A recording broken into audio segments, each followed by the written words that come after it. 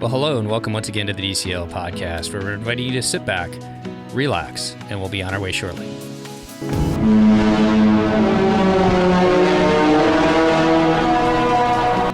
Well, welcome back to the DCL Podcast, your podcast to cruise a little smarter. I am your host, Christy, and I'm not alone because who wants to be alone? I get to bring in the godfather of the DCL Podcast, maybe the grandfather. Just kidding. Steve, welcome back. Good to be back. Not a grandfather yet, but I don't know. Maybe someday. We'll see.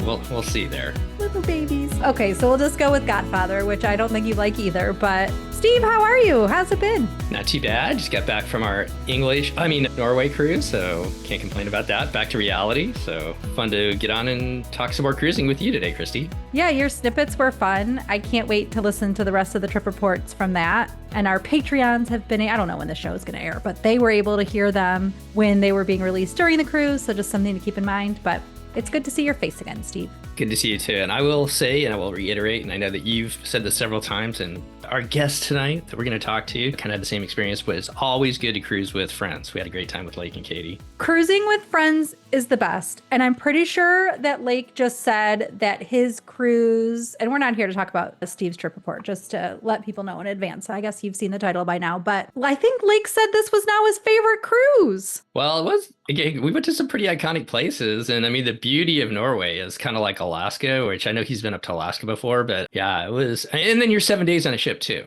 versus, it just all those different things I think add up to make it a spectacular cruise. Well, it looked amazing. I can't wait to hear more. I would love to hear all of the details, but we're not here to talk about that. We are here to talk about Royal Caribbean, and we're going to bring on friend of the show, Chris. Welcome back, Chris. Hi, Christy, Steve. It's so good to see you guys. So Chris has been on to talk about a couple of different Royal Caribbean cruises. I think, were you on the show when we? No, I was on Nova, and I believe we talked the Icon of the Seas maiden voyage back that was early 2024. Wow. Like almost 2 years. Wow. Time flies. Yes. For sails.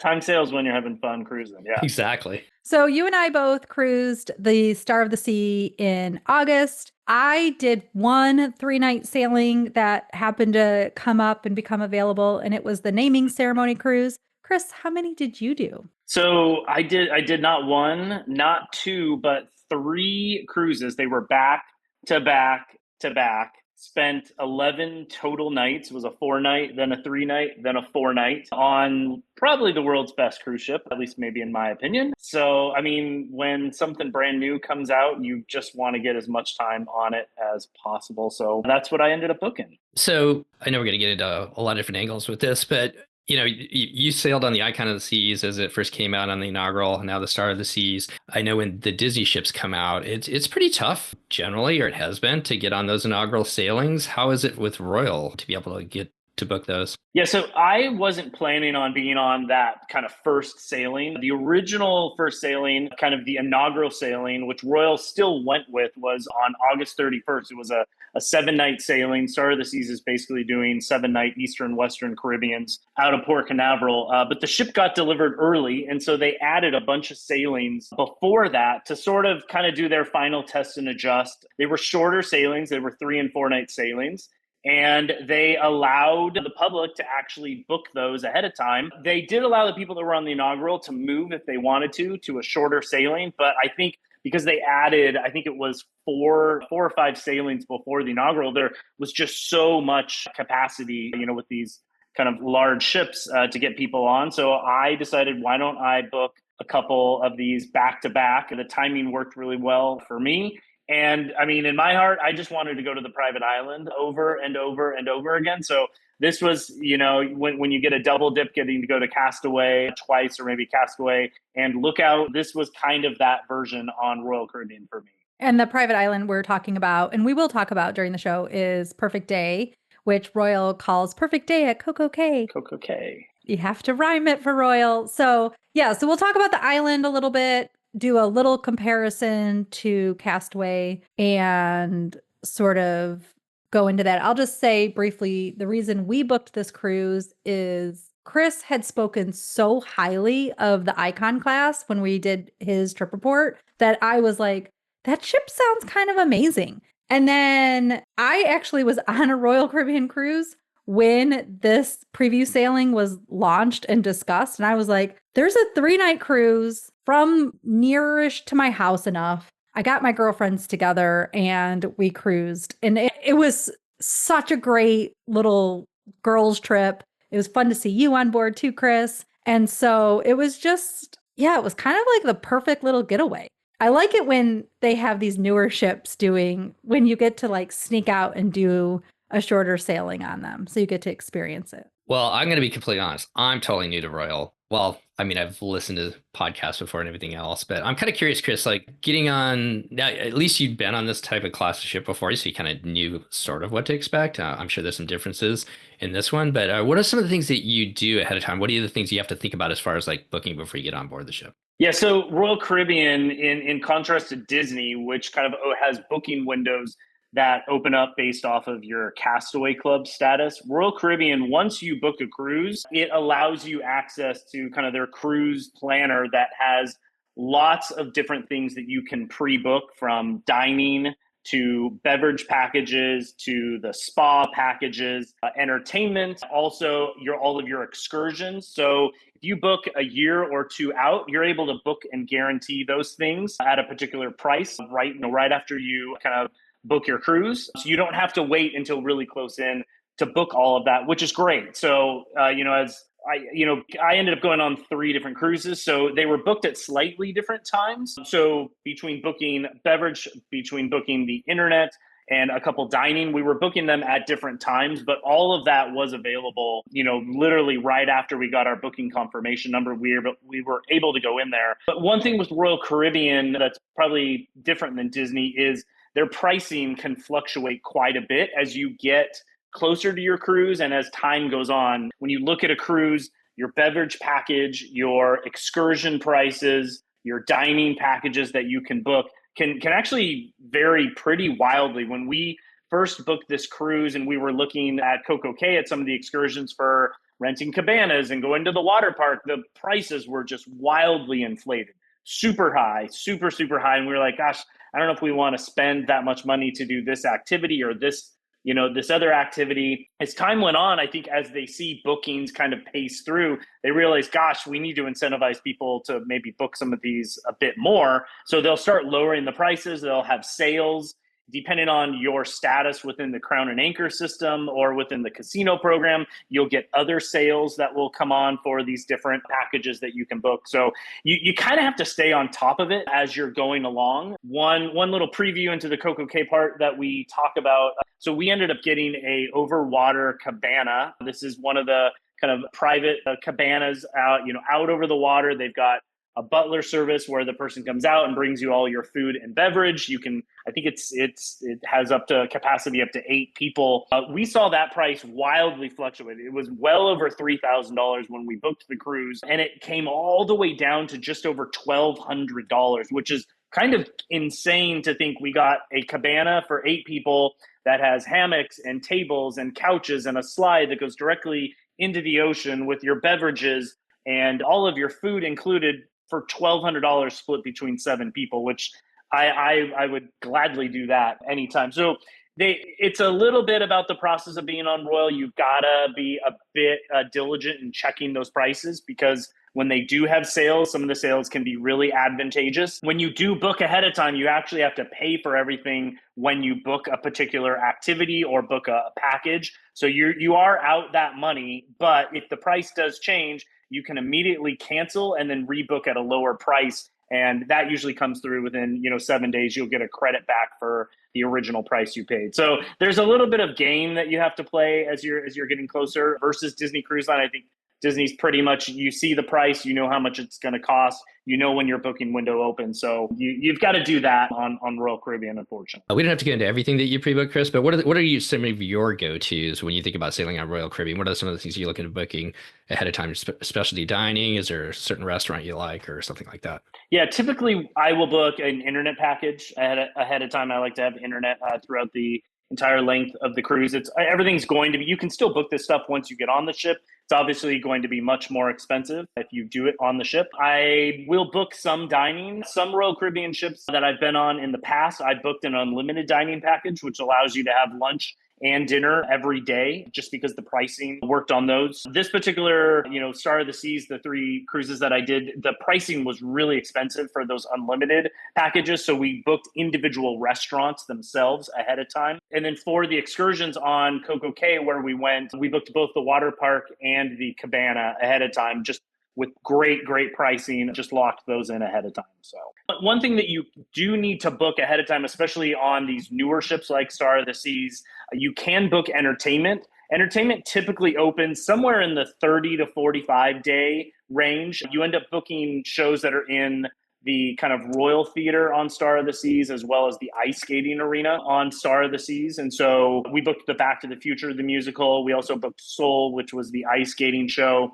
And then their Aqua Theater, as you know, the Oasis class and Icon class ships have these amazing Aqua Theaters. You can also book those shows in advance. So we made sure that we had tickets for those in advance as well. Those are free of charge. They're included with your cruise fare. You just need to book, a spot ahead of time. If you do miss out, because those tickets actually go pretty quick once bookings open, there is usually always availability if you're in a standby line. If you show up, 15 to 20 minutes before, they will open up those venues and just fill up the remaining seats. So don't worry if you don't get something when you book ahead of time, because there typically will be space available that you can see it. The only thing I would say to that, though, is that I feel like the Icon class, so the Icon and the Star, the venues are a little bit smaller than they are on the Oasis class. And for sure, the one night we pre-booked the Comedian. For sure, the night we went, I don't think anybody got in once they sat, those that had a ticket. And for the Aqua show, again, on this class of ship,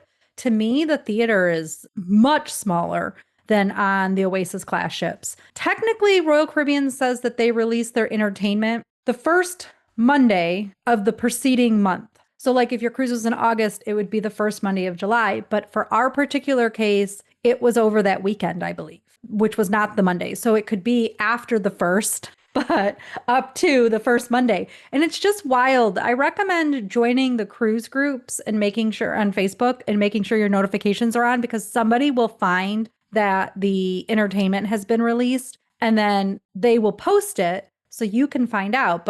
And it's not like Disney where the shows are opposite of dining time, because people have anytime dining and people are going to different places. So the shows could be at any time. So you also have to coordinate that with your dining. You have to coordinate the shows with the other shows. I had a spreadsheet for the 11 days to figure out what times we were going to do dining, what times we were going to do the various shows. So it can be a little bit complicated, especially if you're not a planner like Christy and I definitely are. But yeah, that you definitely need to plan ahead for those things. The things that we pre-booked before were the shows. Obviously, we pre-booked internet package. And one thing I would say, and this would hold true for Disney as well, you can buy internet, like you have 2 adults in your room. You can each buy an internet package. Or you can be one adult buying a 2-device internet package and you will save a little bit of money. And this is going to be the same on Disney. So you have to have the same login and password. But this would allow you can either have one device and share it, or you get 2 devices, you each log in, and it's a little bit cheaper. So there's a little pro tip for you. And then for my cruise, we also booked the shows, and we booked Izumi as a specialty restaurant. And we did that for lunch because we really wanted to try the dinners that were being served in the main dining room. And we booked the drink package as well.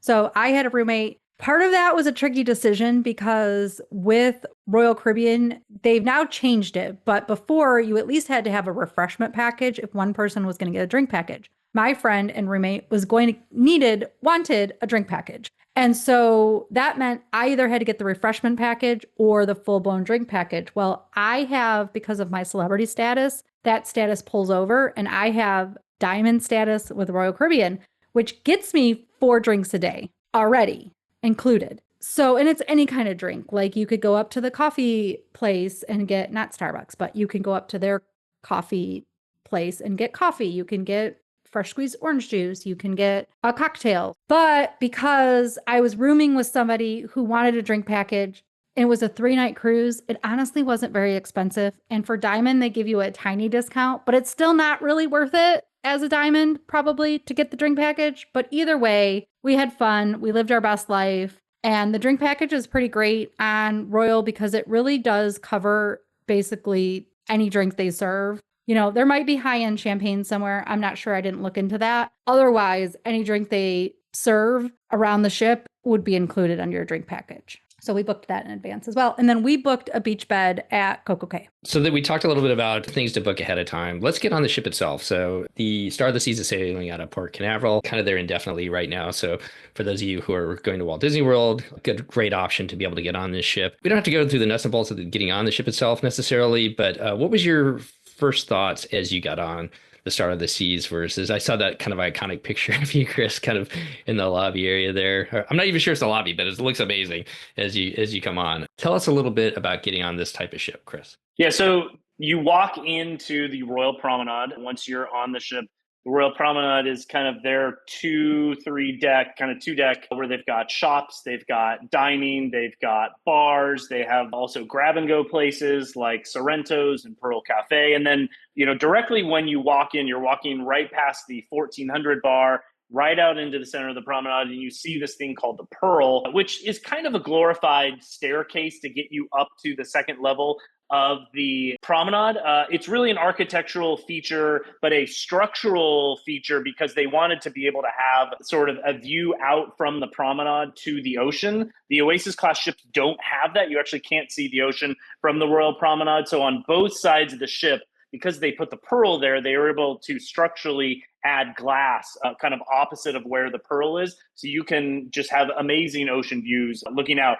I think there was a wow, oh my gosh factor when I walked on Icon of the Seas the first time back in 2024. I walked on this ship and they really didn't really change anything about the design and layout of the kind of Royal Promenade outside of changing the names of some of the venues. Everything looked basically the same. It really felt like I was coming home, and it felt very welcoming and just comfortable. And I was just so excited to be on this class of ship again with all my friends. Yeah, Chris brings up a good point about seeing the ocean, because that is what I think everybody says it looks like a mall. When you're on the Oasis class ship, it's like you walk in and their atrium is this promenade and it's like a mall. But the Star of the Seas, she really is stunning when you come in. The Pearl is just big and it changes colors. And I love that you can see the ocean on both sides. To me, that is really important. And something that I feel like I don't get on the Wish and Treasure, for example, as much because of those portholes. This layout is just so different. And I think it improved the flow, and it improved everything for Royal Caribbean so much. But there were huge improvements that I think are really beneficial for Royal Caribbean. Like, this is definitely getting us to the end. My favorite class of Royal Caribbean ship. So, I mean, for myself, I've seen the Icon in the Seas in Port Canaveral, and it just befuddles me. I'll use that word, I guess, how big it is. And I don't mean that in a negative way, but she's a beautiful ship. And she doesn't feel as big to me, at least when you're on her. Like, I don't feel like she is the largest ship at sea, which she was, or she is. I just don't feel like she feels that big. So talk about that, Chris. There's 8 different districts. How do you navigate that? And for somebody first coming on, and talk about the whole district idea and the movement of people through the ships. Yeah, the 8 different neighborhoods that the Icon class ship has, I think, does a very great job of dispersing people across this ship. They, at double occupancy, this ship can hold 5,600 people, and at full capacity, it's, pushing the 7,000 range. And then you add crew in, and you can get almost to, close to 10,000 people on this ship. But what they've done with these neighborhoods, and especially the young family neighborhood called Surfside, is they've taken a lot of that programming that typically tends to be up on a pool deck, where most of the time you're going to send all your families up to kind of those pool deck areas. And that's where all of the kind of pools and dining and all the activities for kids and families to do outside is going to be, they've taken that and they've essentially brought it down to this Surfside neighborhood, which is on deck 7, and they put it at the aft of the ship. So if you've been on an Oasis class ship, this is typically where the boardwalk is, where the outdoor aqua theater is. This is an entire family neighborhood that has a restaurant down there. It has a buffet down there. It has a grab and go spot. There's a bar down there. It has a small pool, and then it has a water play area. There's a carousel in there, the arcade, all of the kind of the kid and teen areas called Adventure Ocean, where you would go into, essentially the Oceaneers Club on Disney Cruise Line. All of that is located down on deck 7. And I think they just did a really smart thing so that if you're family and you're wanting to spend the day together and, you've got kids at different ages, you're likely going to spend most of your day, if you want to be outside, down in that neighborhood. So it takes a lot of pressure off from that pool deck area, especially because on this class of ship, instead of having an adult indoor solarium where your pools and your hot tub, that's where a lot of the adults congregate, which is typically at the front of the ship, up at the very top. That space is actually your indoor aqua theater, and there's more of a lounge space at the very front of the ship that's still enclosed, and you look out in glass and have amazing views out there, but you're not having to have your kind of families up on that pool deck. They've just done a really smart job of distributing people throughout this ship. And yet it's so well connected. As Christy talked about, you can be in Surfside and come directly out of there and just keep walking and go down a really short staircase and you're into the Royal Promenade. And then you can walk the entire length of the Royal Promenade. But if you want to, in the middle of it, walk up through the Pearl, grab a snack at Pearl Cafe, and then walk up one more staircase, and then you're in the middle of Central Park. You're not having to go to either the forward or aft elevators or staircases to get up and down the ship. You're able to sort of traverse, decks 4, 5, 6, and 7 really, really well. And then when you're up on the pool deck, when you're up on 15, 16, 17, doing all of those activities, they've located the pools and the hot tubs in really strategic locations to allow just the dispersion of people. And obviously it's the largest cruise ship in the world, so they have a lot of space to work with, but they've done a great job. They put the entire adult area at the back of the ship called the Hideaway. They've got hot tubs, loungers, a giant kind of infinity edge pool, and then a bar back there. And so they figured out and they've cracked the key of how to disperse 5, 6, 7,000 people and not make a ship ever feel crowded, which is just amazing. I love that. You're making me want to go on it like today. The way you're describing it. And I mean, in the flow through, like you said, through the central part, that where you're not like everybody has to go to like this elevator bank or whatever to go up and down. And even if you're not using the elevators, just to use the stairs there. So I love the idea of that flow. And it is funny though, the stairs on the ship are kind of hidden. And in some cases, like it was hard to even find them. And then the other thing is this ship has the elevator that you push the button and then look at the screen and figure out which elevator bank, which whatever is fine. But the elevator bank area is huge. And so sometimes you could be in one corner and literally run across and sometimes the elevator comes so quickly and you're like, but I have to get to it. The elevators can get overcrowded. The first day is always, in my opinion, a little bit of a disaster with those elevators. But then after that, it does work itself out a little bit with how crowded they can get. The stairs are how you get second dessert or second drink or third drink or whatever it is you're working out that day. So let's move into staterooms then, Chris. A lot of myriad of types of staterooms on these ships with Royal. I saw a TikTok where they were still trying to get your name off your stateroom door because you're on it so long. But I think that they have gotten it off. I'm not sure. But if you see Chris on your door when you show up on Star of the Seas, that may be the place you stayed. Where did you stay and why did you stay there? Did you mix it up a little bit between the cruises? So like I talked about, I booked a back-to-back 3 cruises in a row. I tried to get the same stateroom for all 3. I was unsuccessful. So for the first 2, I had the same stateroom. For the third one, I actually had to change. All of them were your kind of standard balcony staterooms. So they were a traditional balcony. On this ship, they have the infinite balcony, which Celebrity also has, where they have brought the veranda inside the room, and they have the wall where the window comes halfway down. We actually stayed in that on Icon of the Seas. I didn't love it. I like to be able to actually go out a door, close the door, leave the air conditioning running in the room, and just sit outside. So just your standard balcony stateroom. I will say they did make some improvements since Icon of the Seas. On Icon, I feel like there just wasn't enough space to fully open all of the doors without them either swinging over the bed or over the couch, or being able to actually pull out these baskets that they have underneath the closet, which they still have not fixed the baskets. I don't know why they have baskets to put your clothes and other stuff in. It's a bad idea. I think they need to definitely fix that on Legend of the Seas. And they just need to remove the baskets because the baskets have no real purpose. I see what they were doing, but just get rid of the baskets and have the shelves. Yeah, totally agree. Either shelves or drawers or something, but they at least did essentially shift and make more space in front of the closet so that if you're laying in bed, the door does not actually swing over the bed. It does that on Icon, which I think was a flaw of theirs that they just didn't catch in the design process, unfortunately. But everything else about the stateroom, it's a great balcony stateroom. They can, sleep anywhere from, 2 to 4 or 5 people in there, depending on the configuration. They have a single bathroom, which has your toilet, sink, and shower in there. I love the shower. They have a bench in there and just have a great rainfall sort of shower head in there. No issues with the room. Great control. Tons of plugs all over the place on both the desk and up next to the beds. So just a really, really comfortable stateroom for 11 nights to stay in.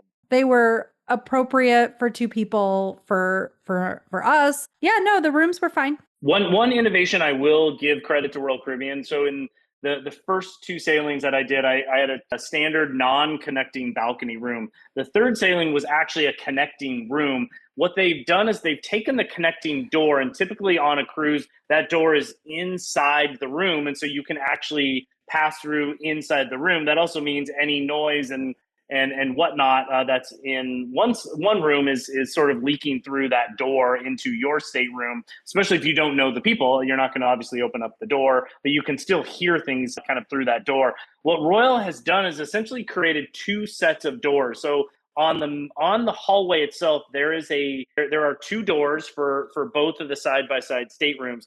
If you are sailing in a connecting stateroom with people that you can have those doors be your main doors, and you leave those closed the entire time, and that's how you get into the stateroom. Right past that is actually 2 more doors that lead into the individual staterooms. I wasn't sailing with anyone that I knew next door, so they left the doors on the hallway open, but left our doors, obviously our individual doors to the rooms. Those were our 2 doors. I like how they did the connecting stateroom design, at least for me personally. Yeah, so we actually had a connecting room with our friend who had a room by herself, and it would have been nice if the door was in the middle, because we could all be getting ready and talking to each other and moving between the 2 rooms and hanging out, or in the evening hanging out between the 2, because it's like you have to leave your cabin. Celebrity has the same connecting door situation. So to me, the connecting door is a miss, and we ended up not using it. But the flip side is our connecting room in Norway, we got to hear the people next door quite a bit. So your results may vary depending upon who you are with your careers and stuff like that. So let's move on. And let's move on to adult experiences. Some of the things that you got to do on board. What were some of the things that how you spent your time on board, Chris? Not only just yourself, but with the friends that you were sailing with. Yeah, so we did this was a lot of relaxation. I mean, you can be on a cruise for 11 days and just go. We wanted to just relax and just explore the ship and just take it all in. The first time that I went on an Icon class, we were on for 7 nights, and I felt like we were just on the go. And there were 2 pools that I didn't even go in when I was on that ship. And you're like, how could you not go in 2 pools on a 7-night cruise?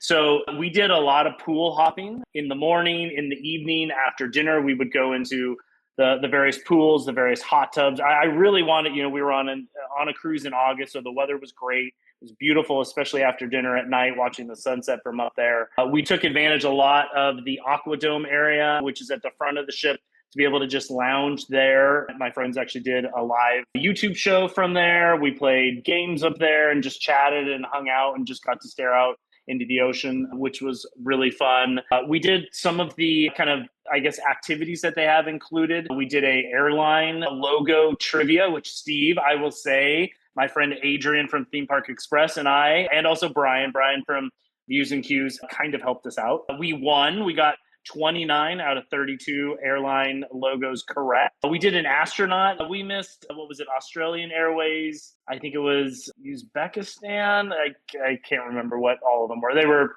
three I had never seen before. So that's okay. I'm just curious. Those are pretty obscure. Go on. we did astronaut training, which is sort of like an escape room on paper, and you had to solve a bunch of puzzles together in an hour to escape space. We did Back to the Future, the musical, is one of the shows on the ship. So they had Back to the Future trivia, which was super fun to play. We did get all 20 out of 20 correct, which was awesome. So we did win that trivia. We were really happy about that. They have 2 escape rooms on the ship. They're not included with your fare. They are an upcharge, but we took 7 of us in there on 2 different cruises. They're 2 separate escape rooms. One is a kind of diner theme. The other one is sort of a record store theme. And we had a blast doing those. You go in with an hour, you have an hour of time to try to escape out of there. They, I think, are very well produced. They have great scenic elements in there, great visual elements, great musical elements in there. I don't know if we still hold, but we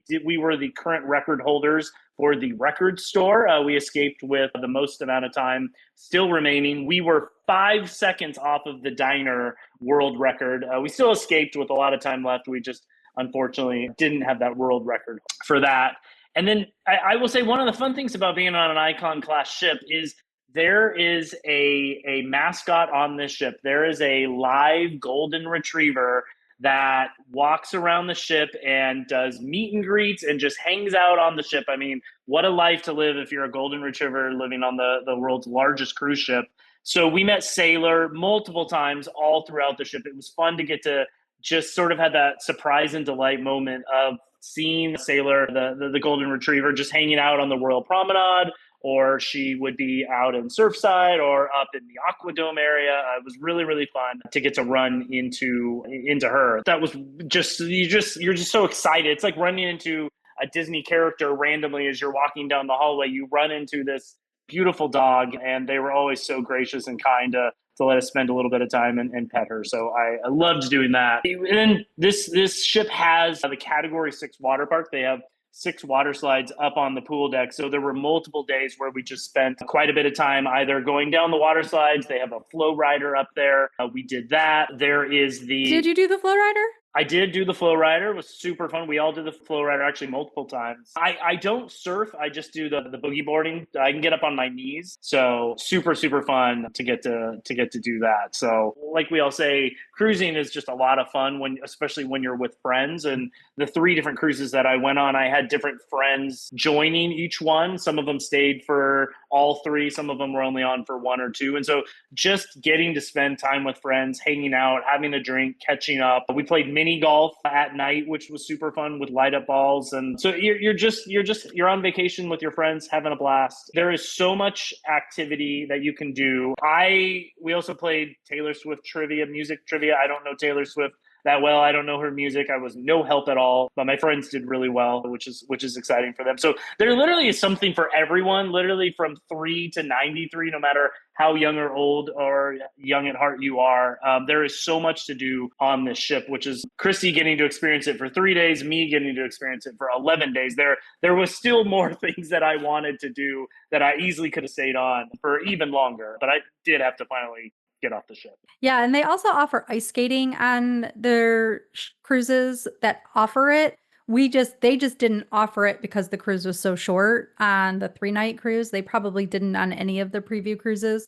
Usually they share that space with other activities, and so they'll have ice skating on certain days of the week. Ice skating you would book actually in the app when you get on board. I believe is that when you book the escape room as well? We actually booked it, ahead of time, yeah.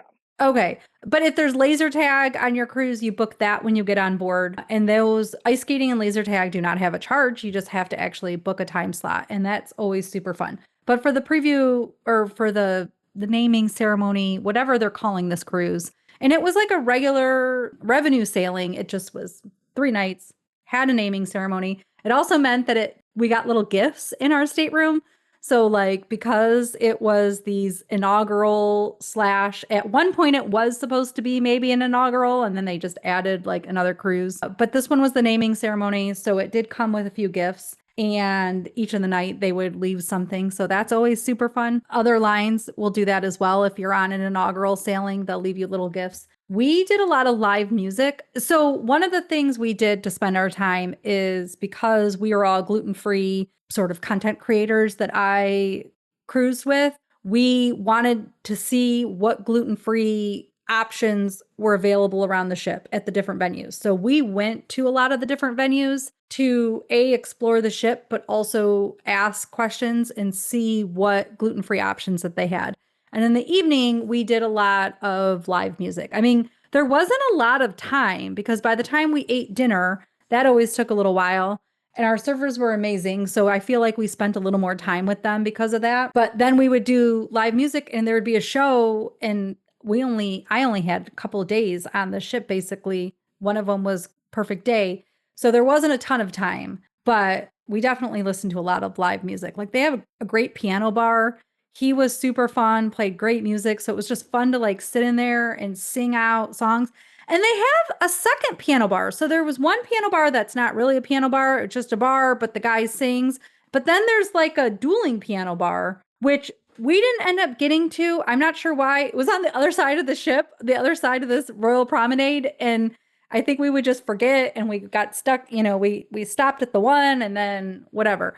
But that room or that dueling piano bar seemed like a ton of fun in the evening as well. So I loved all the different live music options. Well, I love that instead of using the midship detective agency to explore the ship, you just used your gluten-free content to... Yeah, just checked out the different gluten-free restaurant searches. Can we eat here? Yeah. And thanks for touching on the water slides, Chris, because a lot of people don't know, kind of the nuts and bolts behind the show is that Christy's always gushing about water slides. So it was good for you to be able to touch on that. Let's jump into the casino just real quick. I know that is not on the Disney ships and you spent some time there. Just touch on that a little bit, Chris, as far as how the casino works. Yeah, so the casino's located on deck 4. Like Christy said, you actually, at the middle of the kind of Royal Promenade, as you enter the ship, there's actually a set of escalators that take you down to deck 4. There are also the escalators that you use to actually get down to the gangway to get off the ship when you're in port. But you can, instead of hanging a right to get off the ship,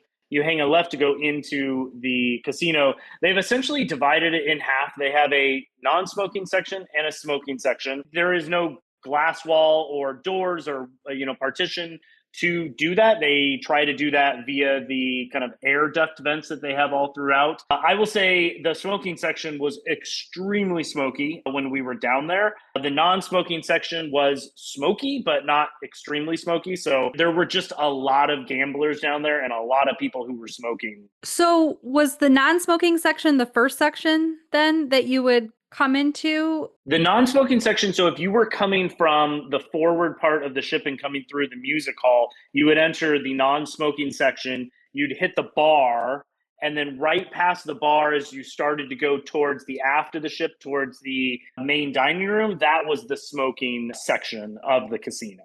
We didn't go very far, but it didn't seem, and we went in there once.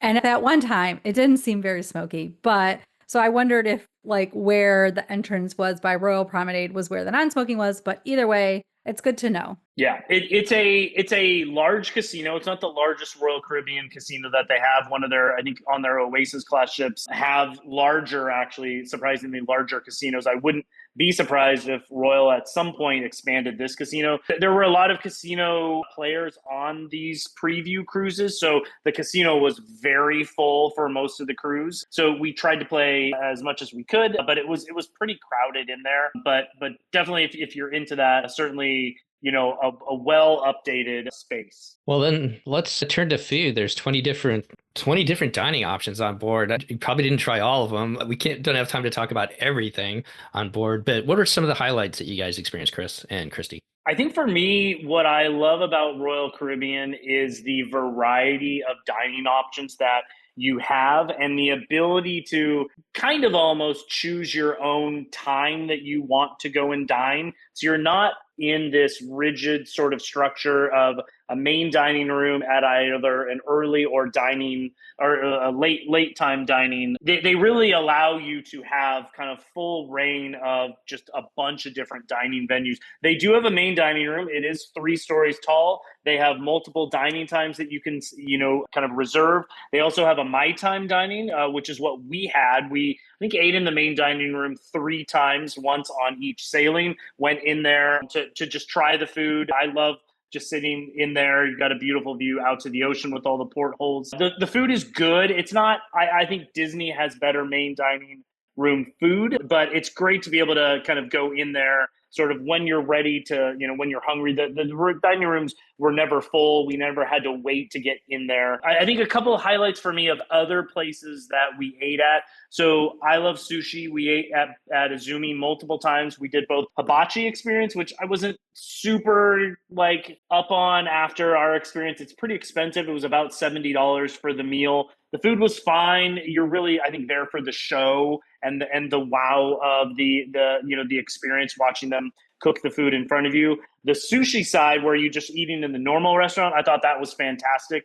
Being from California, loving sushi, they do a great job with all of their rolls out there. You can also get, obviously, udon noodles and chicken teriyaki and other stuff like that. It's also in Central Park. It's a beautiful setting as you look out the glass windows and you've got the trees and the flowers outside there. It's just a gorgeous venue to be able to sit in. And then one of my other favorite places, I think we ate there 3 times on this ship, is Giovanni's, their Italian restaurant. They have both a kind of sit-down restaurant where you typically make a reservation. You sit at a table. They've got a full menu of food. And then they have a bar right outside the restaurant that overlooks the Royal Promenade, which is a walk-up restaurant. You can just sit down at any table available, and you order from a kind of more condensed, but also slightly different menu. It was funny. We ate there on our second cruise, one of the nights. And, they're still working out the kinks. It's a preview cruise. The dining staff are new. The kitchen staff are new. They're learning these things. They're kind of getting into their flow. Our meal took almost 2 hours, unfortunately, just because the kitchen was really backed up. It was a really kind of crowded night for the restaurant, but they were extremely, extremely kind, would bring out even things that we didn't order just because they were sorry that things were taking so long. But being able to just have pizza and arancini, just like I was in Italy last summer, in Sicily and Naples, it was fantastic. Just a great sort of, like I said, you don't have to make a reservation. When we were ready to eat, luckily there was a small table available, and you could just jump in there and grab food. So I think from a dinner standpoint, those were my highlights. And then from kind of a breakfast, lunch, I love their grab and go options that they have all throughout the ship. We actually didn't go to the Windjammer really at all this entire cruise. We used a lot of the grab and go options from Sorrento's Pizza to Pearl and Park Cafe, which have a lot of kind of grab and go bites, breakfast sandwiches in the mornings, fruit, granola, salads, and sandwiches throughout the day. And then their Aquadome Market, which is sort of a food stall, which has multiple different venues that you can go and grab. They have one of their new places has empanadas, which I absolutely love. Empanadas, the spinach and cheese and empanadas, I thought were fantastic. So those were my kind of highlights for food. I will say they also have dessert all over the ship. I'm a huge carrot cake fan. Unfortunately, they don't have carrot cake every single day on the ship. I think if they did, I probably would have gained 15 pounds. But my pro tip here is back in Surfside, they have a walk-up place, Surfside Bites, where you can go grab, hot dog, hamburger, sort of stuff like that. They have these little confetti chocolate chip cookies. They are like melt in your mouth, soft chew, like baked cookies. So good. I probably had 10 or 20 of them on the cruise because anytime we were down in that area, we would grab them for dessert. So pro tip, don't forget that there's great food in Surfside. So Christy, what did you think? I know you were only on the ship 3 nights, so you weren't able to get to try as many venues as I did, but what were your kind of standouts? I will say that this was, besides when we were in suite class on Royal Caribbean, the best dining experience that I have had on Royal Caribbean ship, and the best staff that I have encountered, crew and dining on a Royal Caribbean ship. We did eat for 3 nights in the main dining room because my friend wanted to experience it and see what it would be like to take her family what the options were. And our maitre d' and our head server and our assistant server were just absolutely incredible. And some of the best service of any cruise that I've been on. It's like they handpicked this crew to be on this ship from around the Royal Caribbean fleet, because we found the service to just be incredible everywhere. We did go to Izumi, and we did the sushi side, was so good. We did check in the day before to talk to the chef. And so then we talked to him to see like what our choices were and how it would be if we had to pre-order everything. There were actually a ton of gluten-free options there. With Asian food, it's hard to say sometimes because of the soy sauce, but they have gluten-free soy sauce. They have safe cooking procedures. Their sushi, like I eat very plain, boring sushi, and they made it look so unique and fun. And a way that I had never had it before. It was just so incredible. We were in that restaurant a very long time though, too. I think our dining, we just spent so much time dining on this trip, but it was partially to see what the options were going to be for gluten-free. A lot of the grab and go were not available for us, but the places could still accommodate gluten-free because all three of us that cruised together in my party were all gluten-free, all celiac.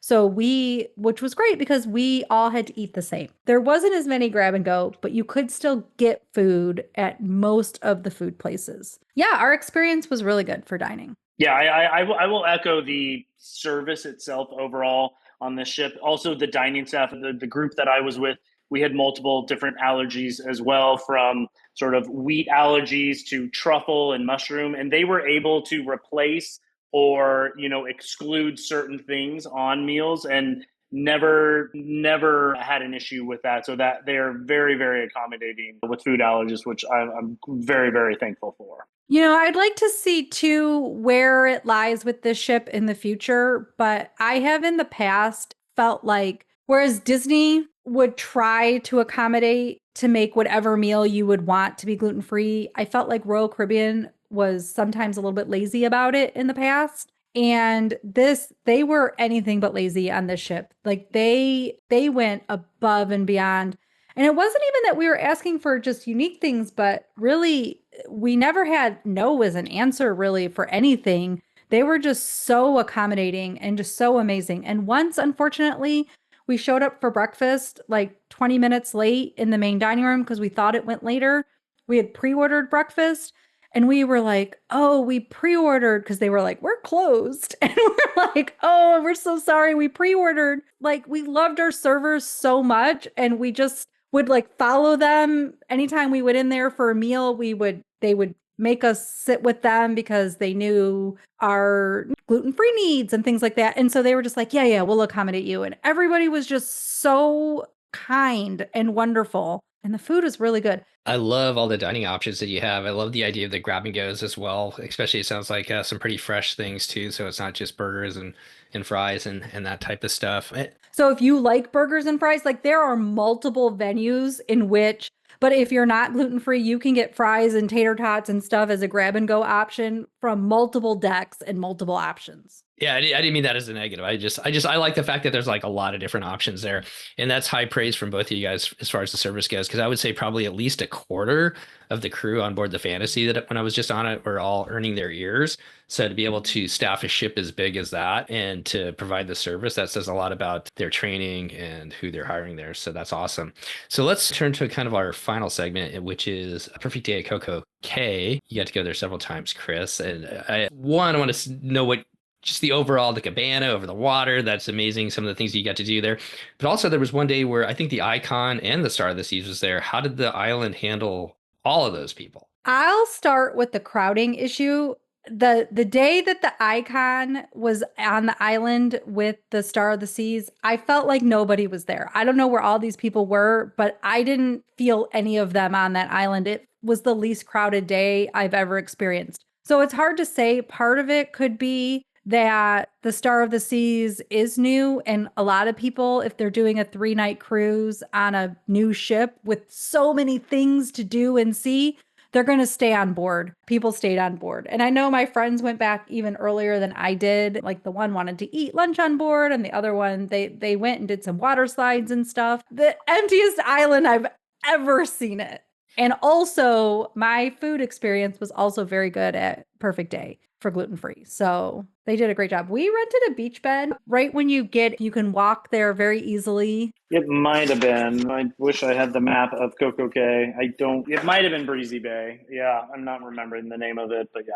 Yeah, so that area is really nice and you don't have to rent a beach bed. And my friend got a really good price. She watched the prices for that. And the beach beds are kind of great though. And friend of the show, Shannon, has talked about them before, but you get like a cooler full of water. In theory, you get bar service where you can click a button, but our button never worked. You have a bed with curtains, so when the sun is in different directions. And then you have the 2 lounge chairs in the front. You get rafts, so you can take your raft right out to the water. The water was great, and it was a perfect day. You might, if you went off the ship to the left, that would have been Chill Island. If that's where you were, yeah, that's probably where you could sort of look over to the Norwegian private island over there.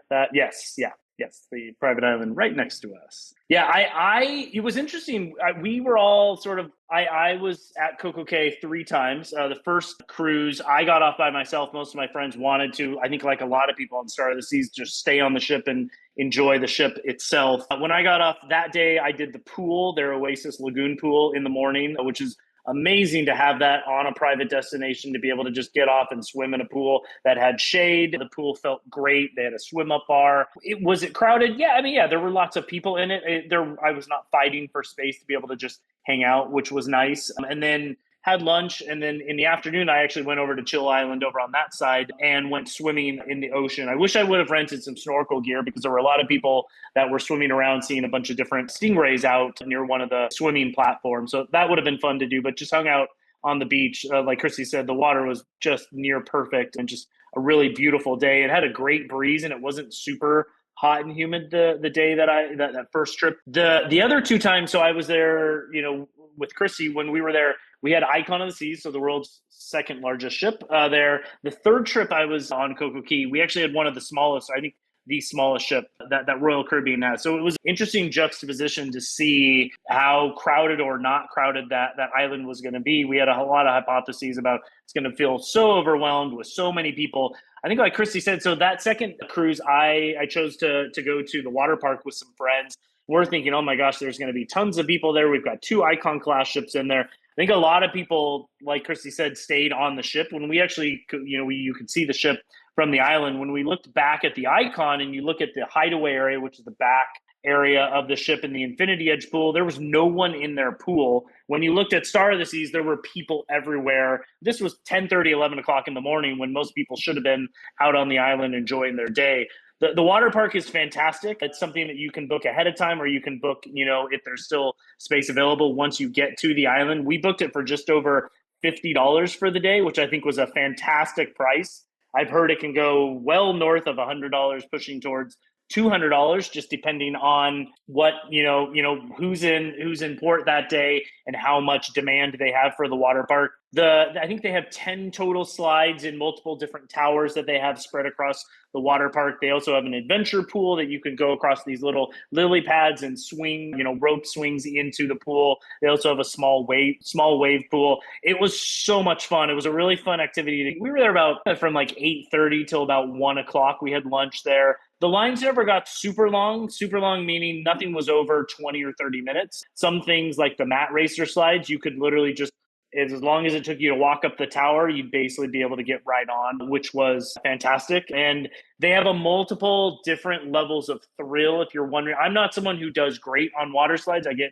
really dizzy if it's an enclosed slide and I can't see where I'm going and you're going really fast. So they have those high thrill slides, and they have then slides that I think for a little bit of less thrill. Some of them are open air, so you can actually see where you're going. And there's both sort of individual slides that you can go on, and then there are raft slides, where you can go with multiple people. So we had a great day. That was a great activity to get to do, especially at the price that we played. Paid plenty of seating all over that space. It never seemed super crowded. The third time that we were at, it's amazing to say I went to Coco Key 3 times. The third cruise that we were on, so up at the kind of north side of the island, they have their Coco Beach Club, which is a paid experience that you can do. They have a restaurant there. They have a infinity edge pool. They have a private beach area, as well as a couple bars up there. Very, very, really, really nice. To just go to the beach club itself can run you sometimes north of $100, $200. There is an elevated food menu, which is great. And it is obviously much less crowded than their main Oasis pool. But attached to that beach club is also these overwater sort of floating cabanas. I believe they can hold up to 8 people, possibly 10. I don't remember exactly. We had 7 of us. There is a seating area with a couch and chairs. There's a dining table with 4 chairs. There's 4 loungers out there. There is a part of the floating cabana is covered, and they do have like Christie's beach bed. They do have curtains that you can pull if it is raining or super windy or the sun is shining in. They have fans up there. They have a kind of shower so that if you need to rinse off after you get out of the water, you can rinse off right there at the cabana. They also have a sink and a small refrigerator that has all of your included beverages in there as well. They have a slide. So think of one of those fun old school kind of blue slides that you go down into a swimming pool,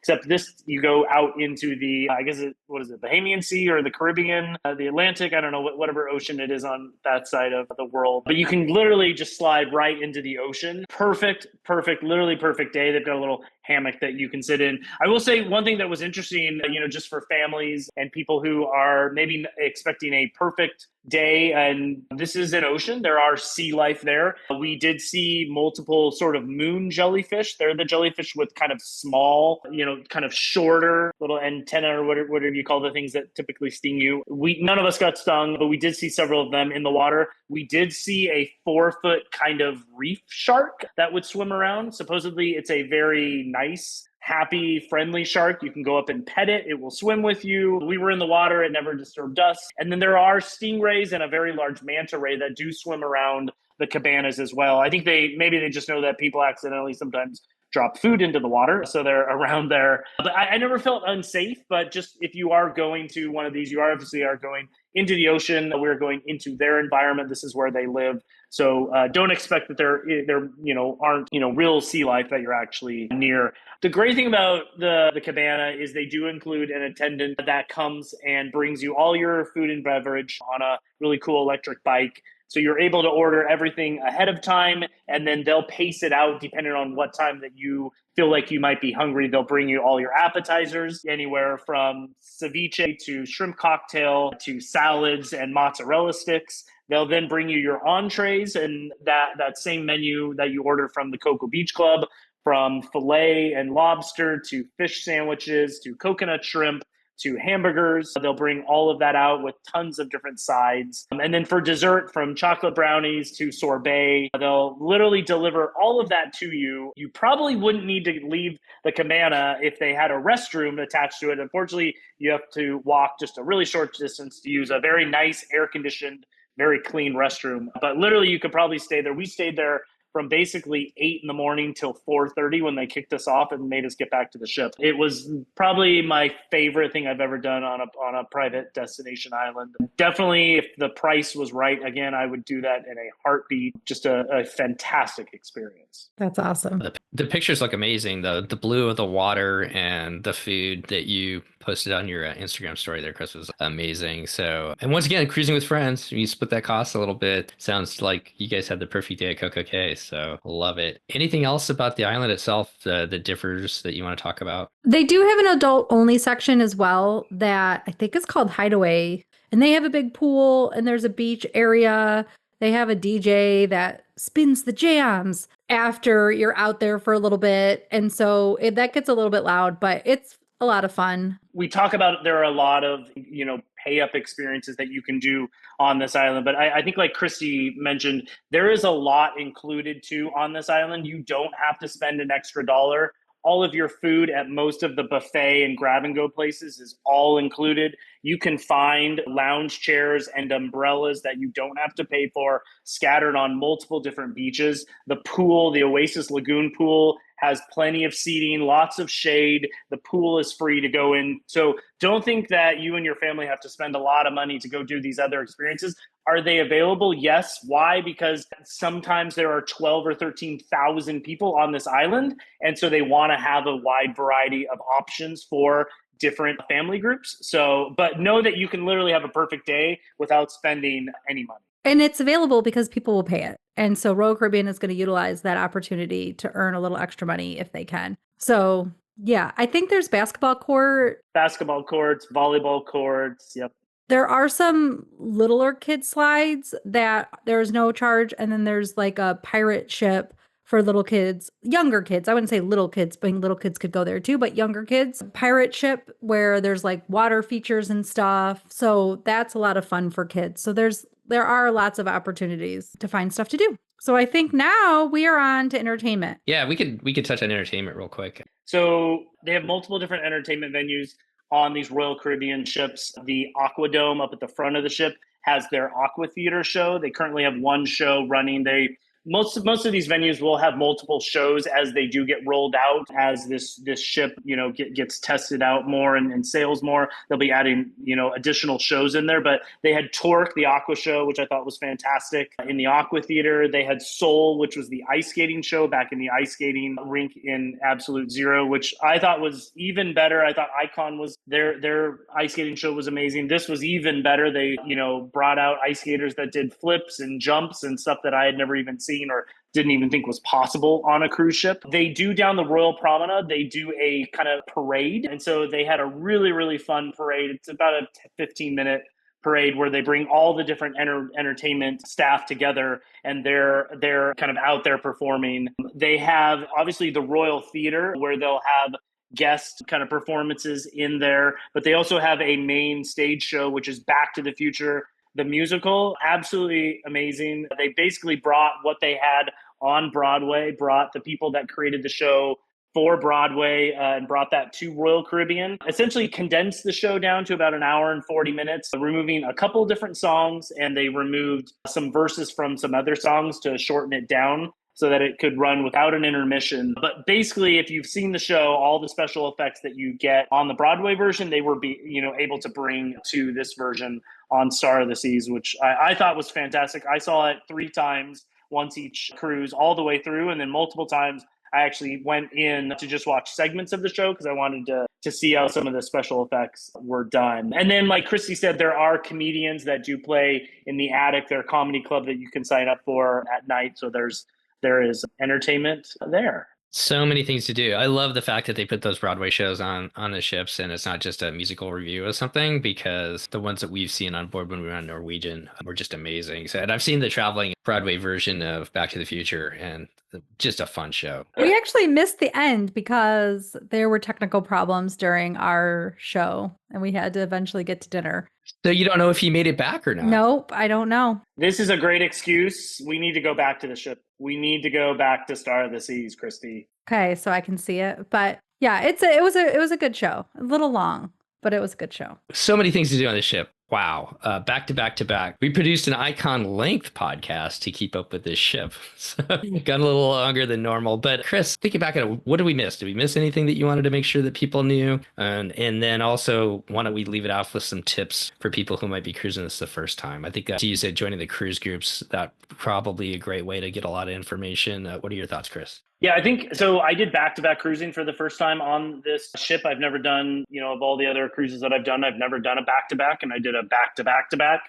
I was very impressed by how seamless the kind of process is with Royal Caribbean. You simply just meet in the main dining room at 8:45. Once they get all the guests off the ship, which is usually by about 9:15, 9:30, you go down as a group. You all get off the ship, essentially getting the count down to 0 passengers on the ship. You quickly go through an immigration kind of customs. Everyone sort of files through, has their picture taken, and you're back on the ship. We were back on the ship by like 9:30, 9:45, which is incredible. And then the ship is open. So we had our swim trunks on, and that's a pro tip for first-time cruisers. If you are doing a back-to-back, we went straight up to the water slides into the pools. There were no lines. There were no one in the pool. And as people are getting on the ship, that's your chance to be able to enjoy and do those activities without having to wait in line, which I think is absolutely fantastic. So that's really the only thing that I think, I didn't speak about before. I was very, very impressed with back-to-back. I did stay in the same room the first 2 cruises, and so just left all of my stuff in there. I was able to access my room with my new key card